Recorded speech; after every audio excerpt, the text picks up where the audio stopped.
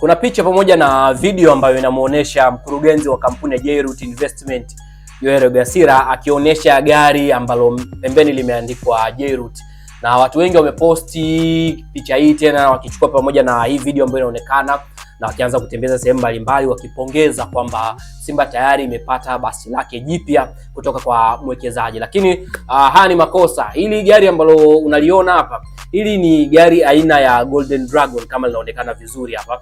Hili si gari la Simba, ni basi la mwekezaji mwenyewe J-Root kwa sababu ya kampuni yake ya J-Root Investment.